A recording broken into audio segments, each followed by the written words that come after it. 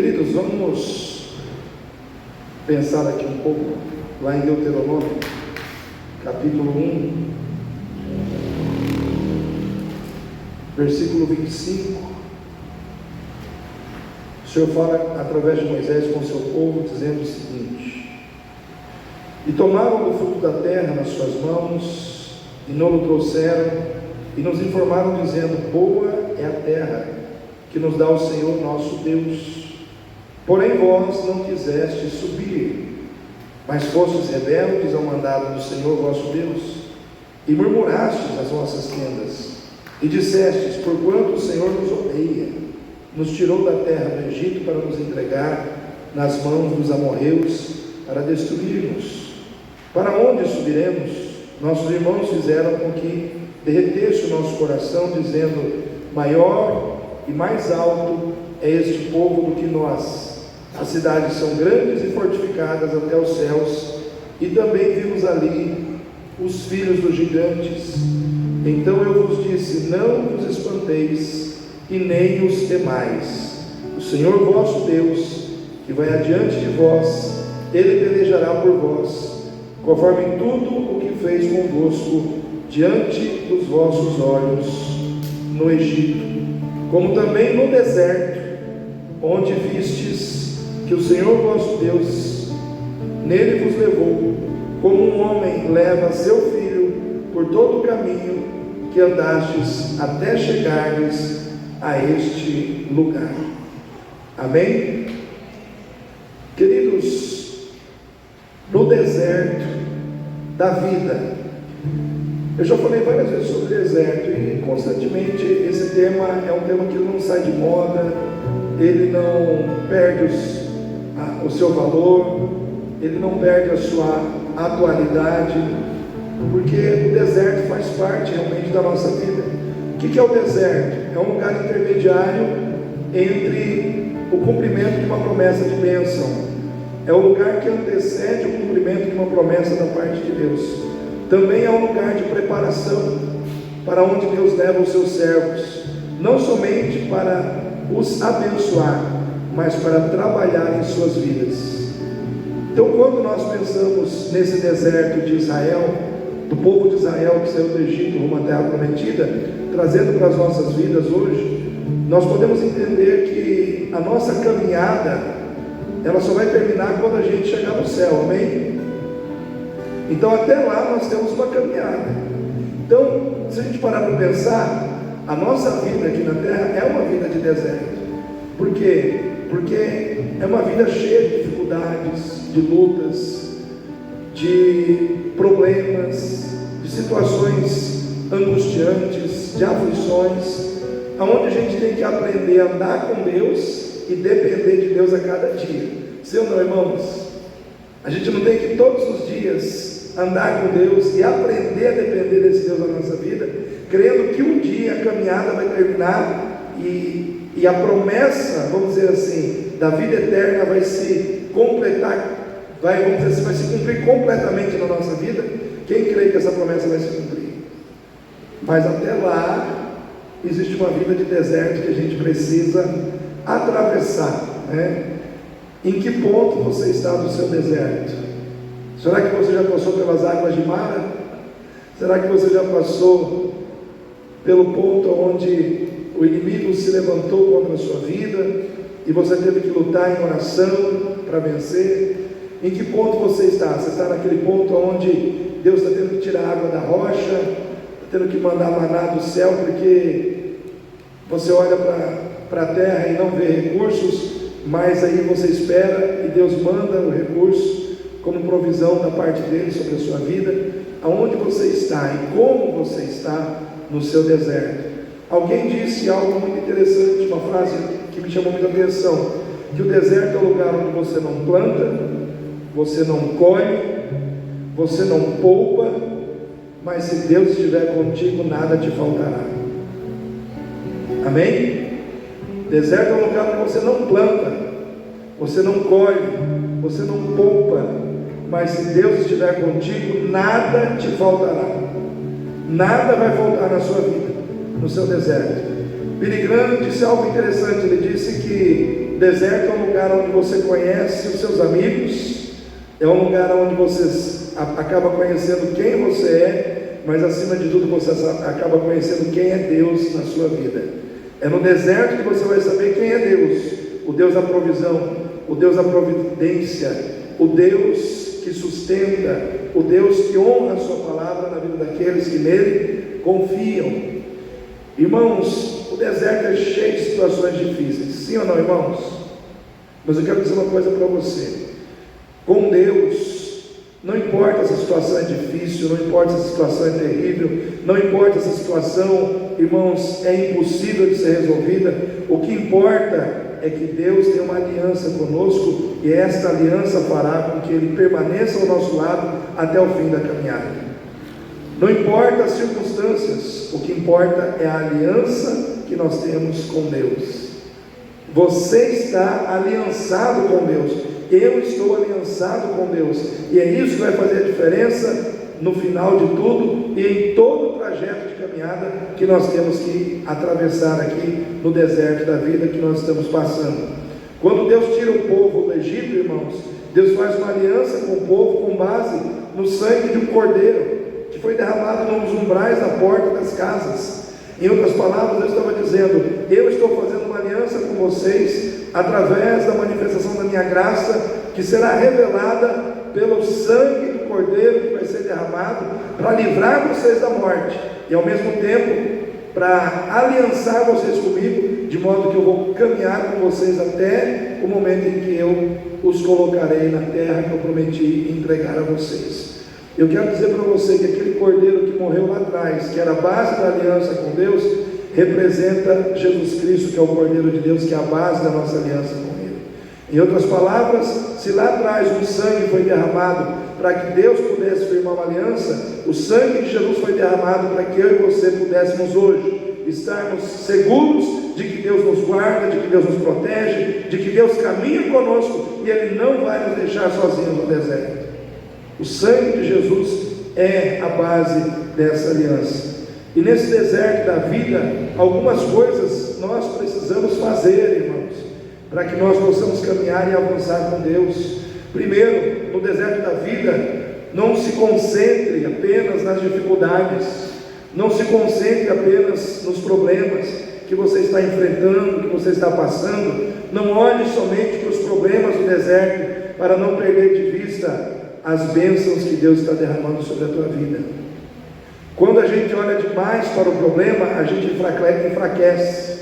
Quando a gente olha demais para as dificuldades, a gente desanima. Quando a gente olha demais para os problemas, a gente acaba perdendo a nossa fé, a nossa confiança, e os sentimentos começam a falar mais alto no nosso coração do que a nossa fé. E nós falamos como isso é perigoso, falamos no domingo, um povo que se deixa guiar pelos sentimentos, muitas vezes perde a visão do que Deus pode fazer através da fé.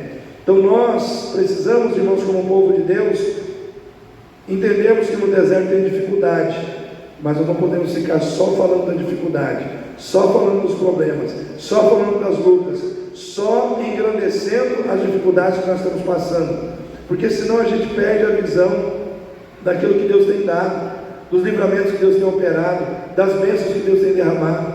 Deus estava fazendo milagres todos os dias praticamente na vida do povo. Deus abriu o mar vermelho,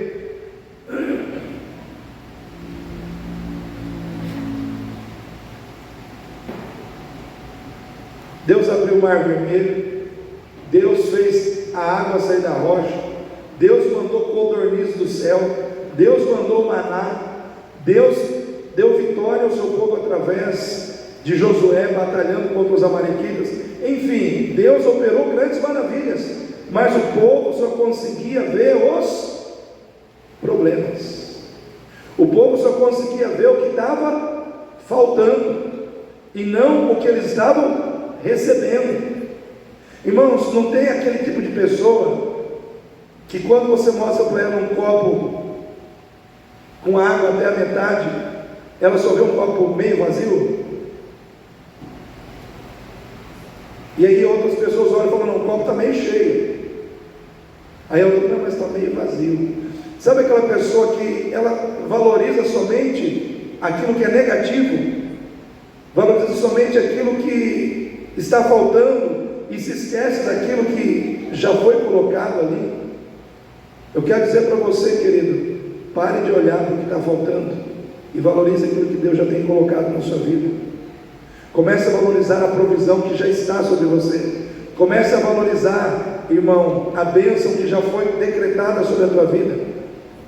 Irmãos, a pessoa de fé é aquela que consegue reagir de forma otimista diante das lutas. Está passando pela luta, está passando pela dificuldade, a enfermidade entrou na casa dela, está passando talvez por um problema financeiro, mas ela levanta a cabeça e diz: eu vou vencer tudo isso, porque Deus está comigo, porque Deus é na minha vida. Estou passando por essa luta, tem enfermidade na vida de alguém dentro da minha casa, ou na vida de um filho, ou na vida do cônjuge, a dificuldade financeira chegou, porém Deus está comigo. A última palavra é de Deus, a última palavra está com Ele, e eu creio que Ele vai me dar a vitória. Eu creio que essa palavra será de bênção sobre a minha vida. Irmãos, o deserto muitas vezes ele é necessário para que nós possamos sentir o quão pequenos, o quão fracos nós somos, mas também para nós entendermos o quão grande, quão poderoso é Deus na nossa vida, quando nós dependemos dEle. Para você descobrir que o Deus que você serve é o Deus da cura, você precisa estar doente, sim ou não? Como é que você vai falar que Deus é o Deus da cura, se Ele não curou nada em você? Que Deus é o Deus da provisão? Para Ele ser o Deus da provisão, você precisa estar numa situação de falta de provisão, sim ou não, irmãos? Porque aí Ele vai trazer a provisão. Que Ele é o Deus do livramento. Quando você está precisando de livramento. Agora, você não quer passar por nenhuma situação desconfortável, você não quer passar por nenhuma situação de dor, você não quer passar por nenhuma situação de problema. Como que Deus vai mostrar para você quem Ele pode ser na sua vida, se você é um crente dodói? Se você é um crente que não pode sofrer um pouquinho que seja sem reclamar. O problema muitas vezes da gente é que a gente está sempre pronto a reclamar e nunca está pronto a agradecer. Sim ou não, igreja? Parece que agradecer é muito mais difícil. Parece que agradecer, irmãos, é algo assim que exige um sacrifício enorme da nossa vida. Mas para reclamar, a gente adora reclamar.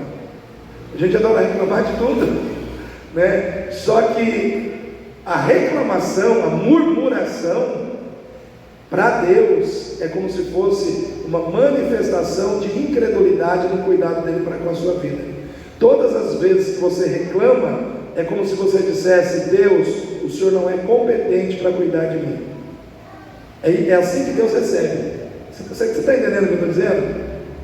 É como se você dissesse: Deus, o Senhor é incompetente como Deus para cuidar da minha vida, por isso eu estou reclamando, por isso eu estou murmurando, né? Agora, quando você agradece, você está dizendo: Senhor, por mais que as coisas sejam difíceis, eu creio que o Senhor é poderoso para me dar a vitória. Eu não estou vendo a vitória ainda, mas pela fé eu já estou trazendo ela sobre a minha vida, porque eu estou agradecendo antecipadamente ao Senhor. Por isso que a Bíblia diz: não andeis ansiosos. Presta atenção aqui, presta atenção. Isso, foca em mim. Não andeis ansiosos por coisa alguma, antes fazei conhecidas as vossas necessidades diante de Deus, através da súplica, com ações de graça. O que esse texto está dizendo para nós? Que quando a necessidade chegar, você não pode ficar ansioso ou ansiosa. O que você tem que fazer? Vai suplicar a Deus. E no momento que você terminar de suplicar, você já agradece. Está dizendo súplica com ações de graça, súplica acompanhada de gratidão, ou seja, pede, suplica, mas já demonstrando através da sua gratidão a certeza de que Deus vai agir na sua vida, a certeza de que Deus vai operar. Amém, irmãos? Isso é fé. O que é fé? está lá em Hebreus 11. A fé é o firme fundamento das coisas que se esperam e a prova das coisas que não se veem. Em outras palavras, crer é você acreditar que aquilo que você não está vendo vai acontecer, apesar de você não estar vendo. Apesar de você não estar vendo. Então, quando você passa por um deserto, aqui o povo estava passando por um deserto, e nós, metaforicamente falando, estamos passando por um deserto na nossa vida espiritual, para chegarmos ao final dessa caminhada lá na glória, nós precisamos entender que o deserto é um lugar de provação. Fala para a pessoa que está do seu lado aí, no deserto tem prova. Pode falar. Fala assim com voz de locutor, no deserto tem prova. No deserto tem prova. Irmãos, deserto é lugar de provação. Tem uma frase que me chama muita atenção que diz assim, que a honra de ser aprovado só vem para quem não tem medo de ser provado. A honra de ser aprovado só vem para quem não tem medo de ser provado. Irmãos, um carro, para ele ser lançado, para rodar, começar a rodar, vai ser lançado um novo modelo de carro, da Volkswagen, da GM, da Toyota, da Honda, seja de que marca que for. Eles fazem o carro assim, no dia seguinte eles lançam o carro, irmãos. Ele passa por um campo de teste, sim ou não? Ele passa por um campo de provas. Vai ser provada a sua durabilidade em relação à sua suspensão. Ele vai ter que trafegar em terrenos acidentados, terrenos de vamos dizer assim, vários tipos de terrenos diferentes. Vai ser testado o seu airbag, aquele carro vai bater, vai colidir com uma parede para testar a segurança em relação ao acionamento de airbag e tudo mais. Aquele carro ele vai rodar, o motor dele vai ficar ligado horas e horas e horas e horas para tentar testar a durabilidade do motor, né? Ele vai ser testado em curvas para ver como é que vai ser a aerodinâmica dele. Enfim, ele vai passar por várias e várias provas para depois ele ser aprovado e aí ele ser lançado. Comigo e com você é muito parecido. Nós muitas vezes estamos no deserto sendo provados. Às vezes está sendo provado na sua tolerância. Tem gente que acha que é tolerante e não é. Aí Deus faz você passar por uma situação que vai colocar a sua tolerância à prova, que vai colocar a sua paciência à prova, que vai colocar a sua capacidade de perdoar à prova. Ah não, eu sou uma pessoa que eu sou tolerante. Será que é? Ah, eu sou uma pessoa que tem domínio próprio. Será que tem? Irmãos, muitas vezes a gente pensa coisas ao nosso respeito que nós muitas vezes estamos enganados. Sim ou não, irmãos? Ah não, aquela tentação lá, aquela se vir eu tiro de letra. Será que tira? Né? Aí o que acontece? Deus permite o deserto, porque lá no deserto ele vai testar tudo isso em você. Ele vai testar a sua paciência, ele vai testar a sua fidelidade, ele vai testar a sua resiliência, que é aquela capacidade de se levantar todas as vezes que você cair, ou todas as vezes que você for derrubado por algum tipo de situação. Deus vai testar, Deus vai colocar em teste essas situações na sua vida. Para quê? Para que você possa ser tudo que Ele determinou para você ser, como pessoa, como filho, como filha. Irmãos, quem não passa por provas, muitas vezes não tem a honra de ser aprovado. Você não pode fugir das provas que Deus está te dando. Às vezes a situação vem para te provar. Por quê? Porque Deus quer te aprovar, mas Ele só pode aprovar quem Ele prova. Então o deserto, nós não podemos ficar olhando para os problemas, só olhando para as dificuldades, só olhando para aquilo que nós não temos, só olhando para aquilo que não está dando certo. Comece a valorizar aquilo que está dando certo, porque às vezes os problemas, eles vêm para te levar para mais perto de Deus. Tem gente que, se não tiver problema, não busca a Deus. Tem gente que, se a vida dela tiver um mar de rosas, Deus é a última pessoa que ela vai procurar. Aí Deus permite um problema, aí a pessoa fala: preciso buscar a Deus. Ela vai buscar a Deus. Mas pastor, Deus quer que a gente busque Ele só quando a gente tem problema? Não. Deus quer que a gente busque Ele em todo tempo. Quando a gente tem problema, quando a gente não tem problema, quando a gente está bem. Mas o nosso problema é que muitas vezes são tantas situações que estão na nossa vida, assumindo o lugar de Deus, que se Deus não permitir uma dificuldade, um deserto existencial, a gente não busca a presença dEle. Eu gosto muito de assistir filmes que tem, vamos dizer assim, que tem conteúdo, que tem ou uma história verídica, ou que tem uma mensagem assim, motivacional por trás do filme. E eu, claro, eu gosto de assistir filme gospel. Quantos assistiram aquele filme Mais Que Vencedores? Ninguém assistiu esse filme? Eu recomendo para você assistir. Procure lá numa dessas, Netflix da vida, Amazon, não sei, deve ter lá. Mas é um filme gospel que fala de um treinador de basquete que ele perde, vamos dizer assim, a escola, a universidade onde ele trabalha não tem mais condição de manter o time de basquete. Então ele praticamente perde o seu emprego. E ele é tão entregue a essa profissão que assim, o coração dele ficou abalado. E para ele não ficar desempregado, deram para ele treinar uma menina que corre na mata, um esporte chamado cross country, né? Então ele passou a treinar aquela menina, mas o coração dele ficou desgostoso. Ele começou a se tornar um homem ranzinza. Ele começou a tratar mal a sua esposa dentro de casa, seus filhos. E aí o que acontece? No filme vai mostrando que Deus está colocando pessoas estrategicamente no entorno da vida dele, para chamar a atenção dele, porque ele era um cristão, né?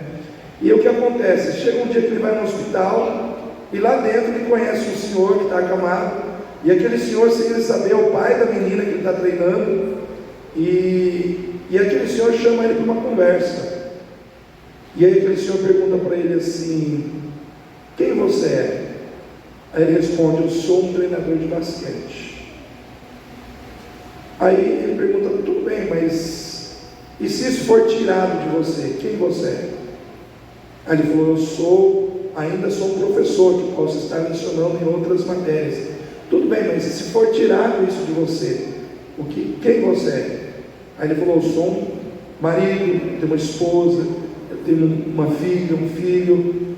Aí então você é um pai, você é um marido. Ok, mas se for tirado de você, quem você é? Ele falou: mas espera aí, que jogo é esse? Ele falou: não é um jogo, eu quero saber quem você é.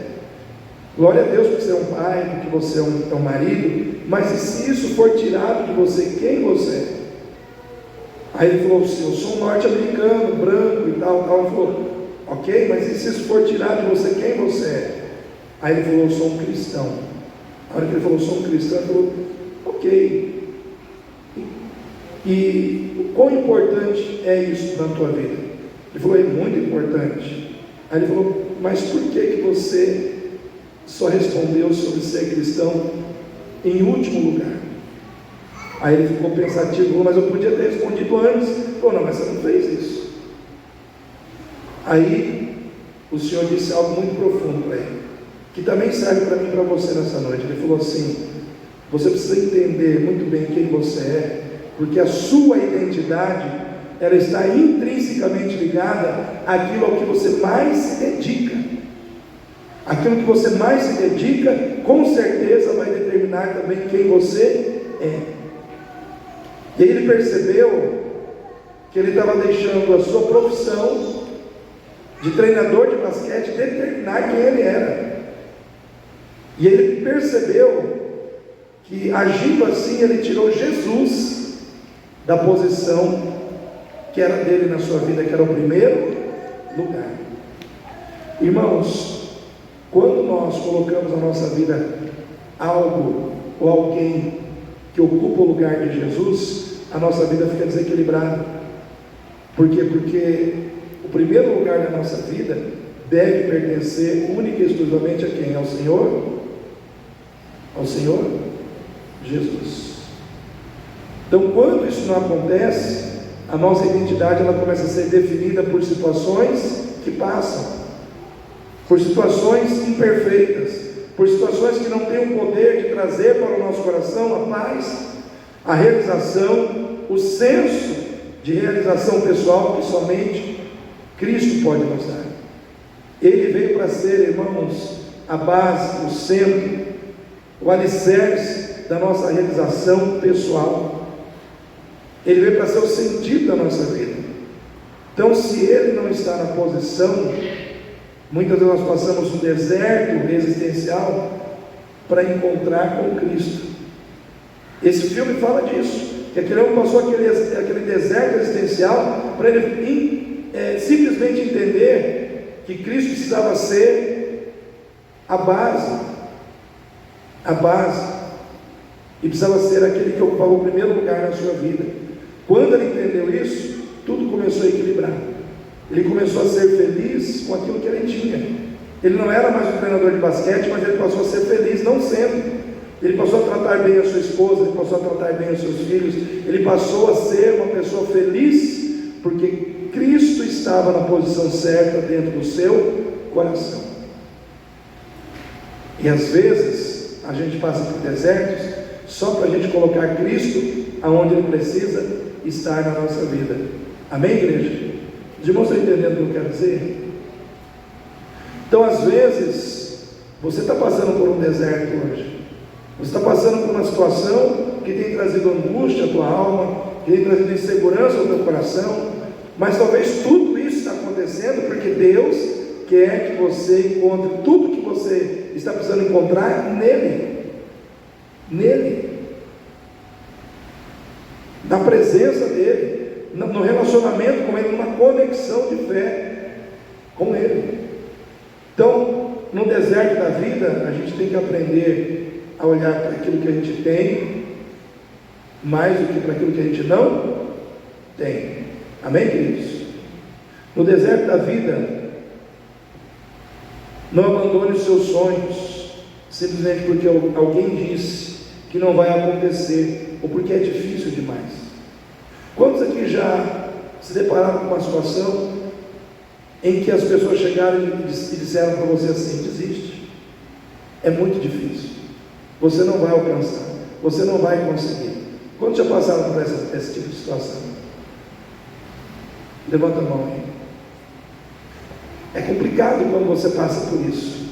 E no deserto, houve um momento lá em Números 14, em que o povo olhou para os gigantes que estavam na terra e falou: não tem como, tem gigante lá, nós somos que nem gafanhotos perto desses gigantes. Porque, irmãos, nesses tempos bíblicos tinham gigantes na terra, chamados de Anaquins. Eram homens de grande estatura, mais altos do que o Golias que Davi matou no campo de batalha. Eram homens de 4, 5 metros de altura. Como que você, humanamente falando, vai lutar contra um exército de gigantes? Você, uma estatura mediana de 1,70 m, 1,80 m, você olha e você fala: não tem como vencer, não tem como ir adiante. Era essa sensação que o coração do povo, que estava presente no coração dos homens. Só que Josué e Caleb disseram: se o Senhor se agradar de nós, Ele nos dará a vitória. Porque não é na nossa força, é na força de Deus. É Deus que vai nos dar a vitória nessa situação. Mas para muitos, irmãos, a palavra negativa de que eles não iriam conseguir entrou no coração, e muitos começaram a achar que não iam conseguir mesmo, que não tinha como realmente alcançar aquele sonho, aquele objetivo, porque era algo muito difícil.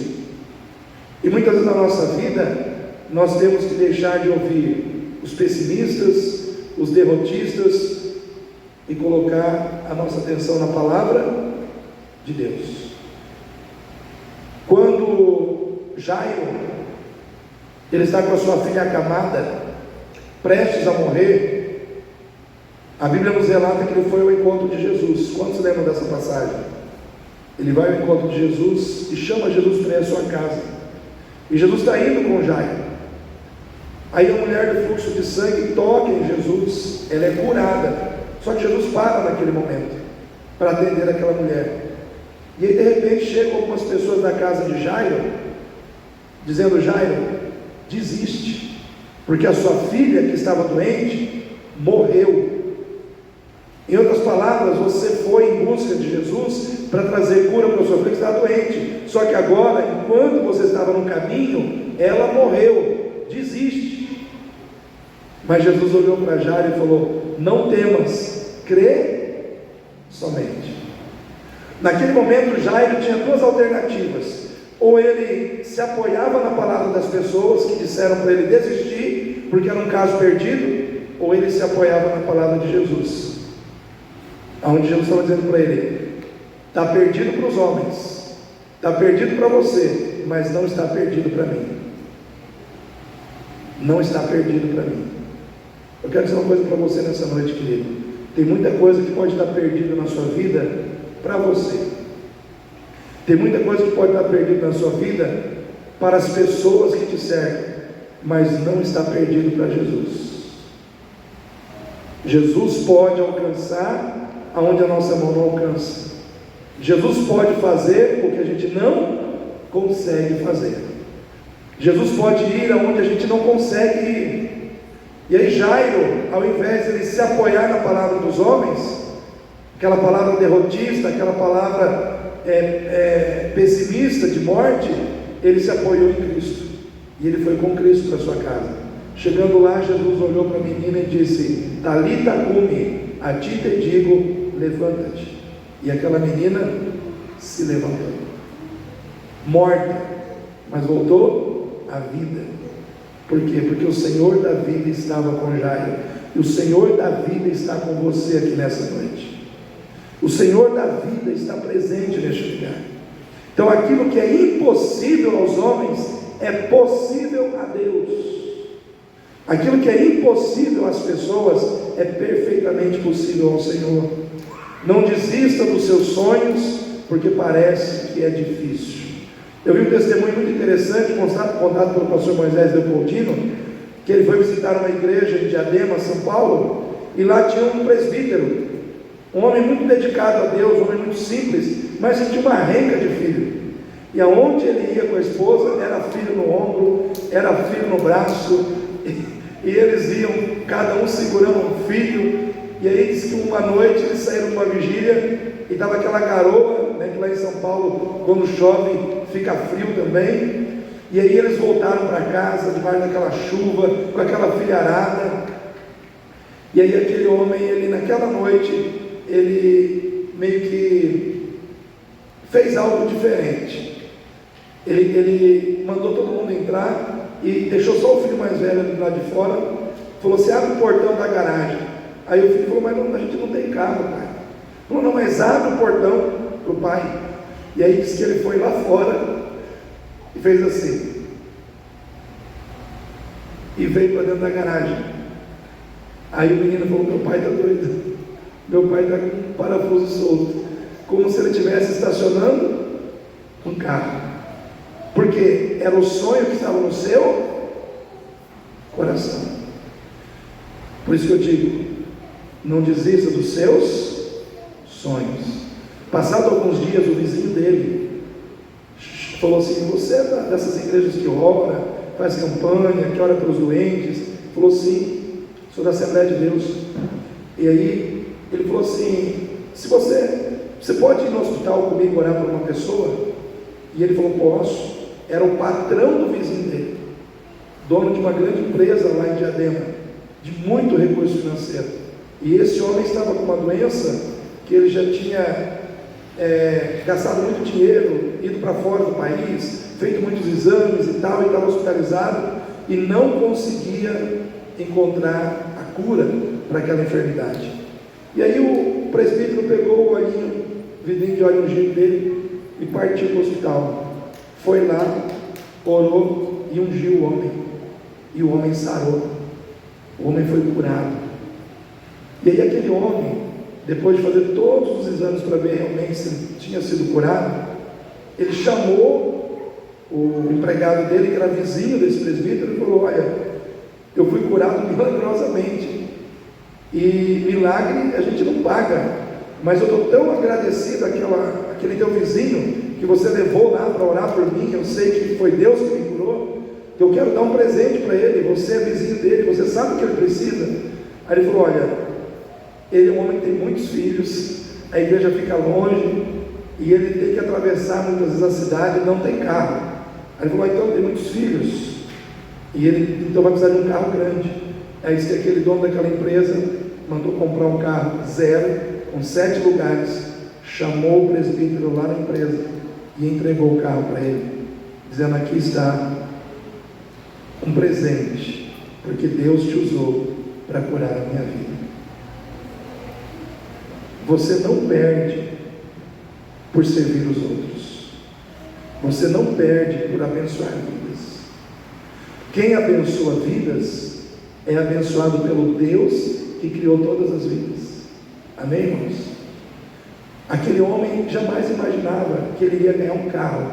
Ele simplesmente saiu da sua casa com toda a sua humildade, foi lá e orou, e Deus curou aquele homem e usou aquele homem para realizar um sonho. Então Deus, Ele é poderoso para trabalhar nos nossos desertos e trazer para nós a provisão, a providência, a realização de sonhos, da onde a gente nem imagina, mas lá o Senhor está trabalhando. O povo não bebeu água que saiu da rocha, irmãos, aqui. O povo não viu maná cair do céu.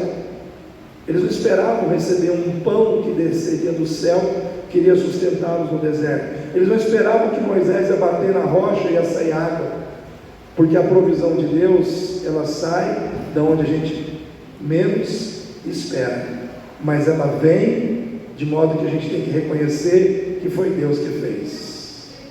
Eu quero dizer para você, esse Deus que fez lá, Ele continua fazendo hoje, Ele continua fazendo aqui, Ele continua fazendo agora, se necessário for. Basta nós crermos. No deserto da vida, aprenda a suportar e a perdoar quem te feriu. Presta atenção, que eu vou terminar agora. Aprenda a suportar e a perdoar as pessoas que te feriram e te machucaram na caminhada, para que você não perca a capacidade de amar. Amém, igreja? No deserto vai ter gente que vai te ferir. Moisés foi ferido, Moisés foi machucado inúmeras vezes pelo povo.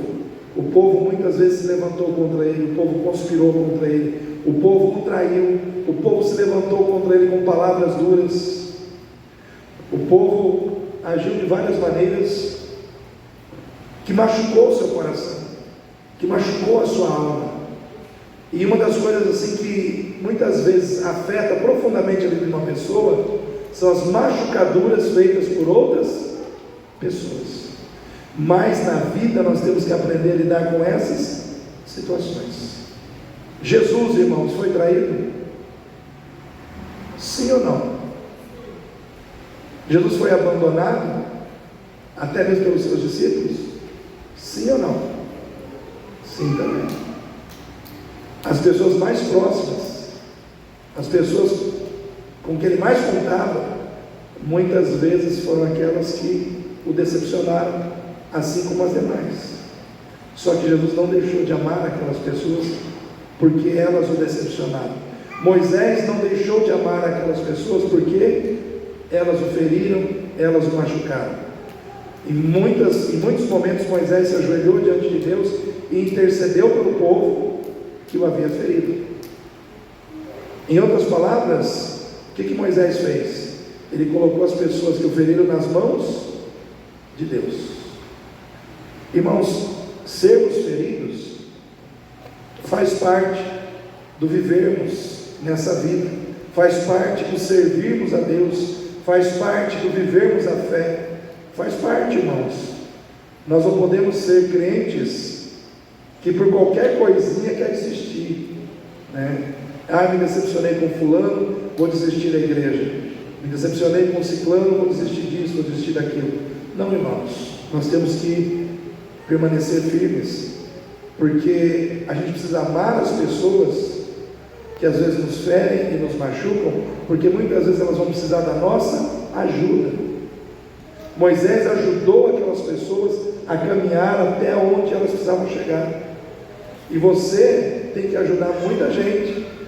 Mas como é que você vai ajudar essas pessoas se você estiver magoada, ressentida, chateada, guardando no seu coração situações contra essas pessoas? Então você precisa tirar isso por fora. Às vezes a mágoa vem, às vezes a mágoa entra, mas nós temos que nos despojar, nós temos que nos limpar dessas situações constantemente, para que a gente possa ser bênção nas mãos de Deus. Amém? E finalizando, não rejeite o que é diferente simplesmente porque você se acostumou com um passado que você não consegue deixar. O povo foi chamado para servir a Deus no deserto, mas constantemente eles queriam voltar para onde? Para o Egito. Constantemente eles queriam voltar para o Egito. Vinham as dificuldades, eles queriam voltar para o Egito. Vinham os problemas, eles queriam voltar para o Egito. Por quê? Porque eles não conseguiam se libertar de um passado que deveria ter sido deixado para trás, mas não foi. Sabe aquela questão de você querer andar para frente olhando para trás? Não tem como. Para você andar para frente, você tem que olhar para frente. Porque se você quiser andar para frente olhando para trás, você não vai caminhar para frente. Você vai ficar preso no seu passado. A psicologia, a neurociência ensina algumas coisas interessantes sobre, por exemplo, aquela pessoa que ela sempre escolhe os mesmos caminhos, a mesma rotina. Muitas vezes o ser humano tem dificuldade de lidar com o novo, tem dificuldade de lidar com o diferente, porque isso tira ele da sua zona de conforto. E aí o que acontece? Ele prefere caminhar naquilo que ele já conhece, naquilo que ele já tem domínio, e por isso muitas vezes, quando lhe é apresentado algo novo, algo diferente, que é muito melhor, às vezes ele acaba desprezando, rejeitando ou deixando de lado. Sabe aquela história da mulher que apanhava do marido, vivia um relacionamento abusivo, um relacionamento tóxico, um relacionamento que só fazia mal para ela, e aí você ouve falar, ela se separou, aí você fala, saiu daquela situação, só que ela arruma um outro parceiro que começa a fazer a mesma coisa. Aí você fala, mas é maldição, pastor? Não, não é maldição, é que ela desenvolveu a capacidade de ser atraída por homens que têm as mesmas características, porque é um modelo que ela já conhece, é um formato que ela já conhece. E aí o que acontece? Quando Deus prepara algo diferente, por ser diferente demais daquilo que ela tem já, vamos dizer, o contato, a experiência familiar, muitas vezes é desprezado, né? Muitas vezes não aceita e acaba perdendo a bênção.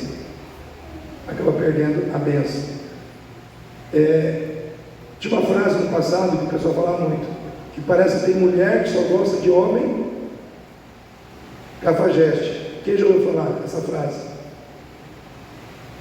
Aí se aparece o que não é, aí é bonzinho demais, é manso demais, é certinho demais. Sim ou não, irmãos?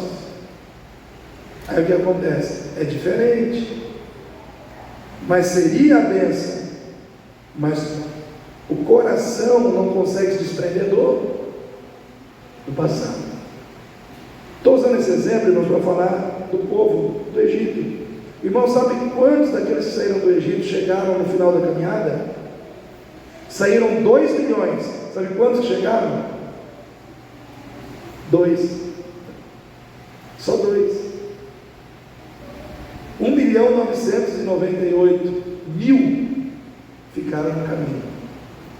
Mas pastor, e essa outra multidão que entrou com Josué e com Caleb? Foram os que nasceram no deserto, porque eles ficaram 40 anos no deserto, e eles tiveram filhos e filhas no deserto, amém? Os que nasceram no deserto entraram com Josué e Caleb na terra prometida, mas os que saíram do Egito, originalmente saíram do Egito, só Josué e Caleb vingaram. Vocês conseguem entender como essa questão do passado é algo que prende o coração das pessoas? O nosso Deus é um Deus que tem um futuro de bênção para nós, mas nós temos que aprender a deixar no passado o passado, porque senão o passado pode estragar o seu futuro. Amém, igreja? Vamos ficar em pé nesse momento? Chamar o Gabriel para vir aqui. Nesse momento nós vamos orar por você que tem suas dificuldades, que tem suas lutas, que tem seus problemas. Hoje o nosso número também veio bastante reduzido, né? Geralmente sexta-feira vem bem mais pessoas, mas são essas festas de confraternização de final do ano. Parece que muita gente está envolvido com isso nessa sexta-feira. Mas nesse momento, feche seus olhos. Antes de estar orando especificamente pela sua vida, eu quero que você feche seus olhos e ore comigo neste momento, porque é muito sério, irmãos, quando nós entramos na presença de Deus.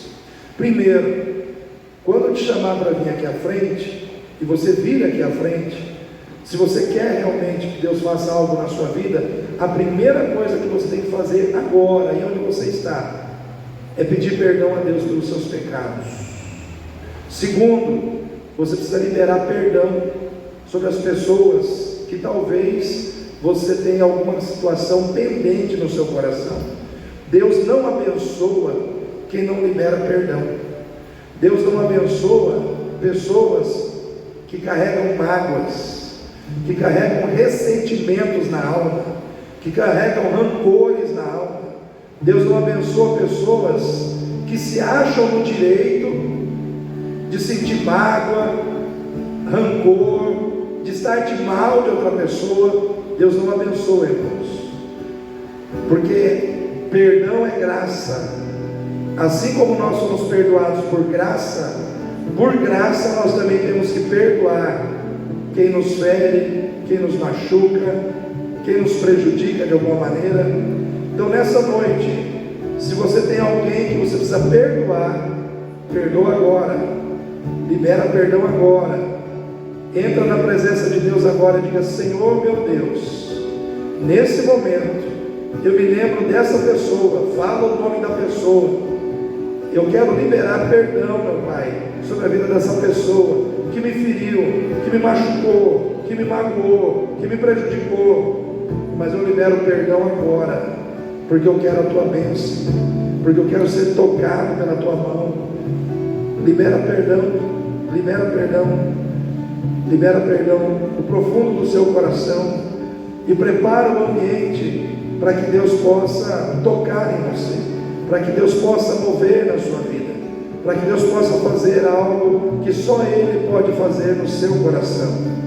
O Senhor é poderoso para curar, restaurar, libertar, mas para isso nós precisamos nos colocar na posição certa, precisamos nos colocar na posição correta diante desse Deus e dizer: Senhor, eu estou pronto, eu estou pronta, faça a obra que só o Senhor pode fazer na minha vida.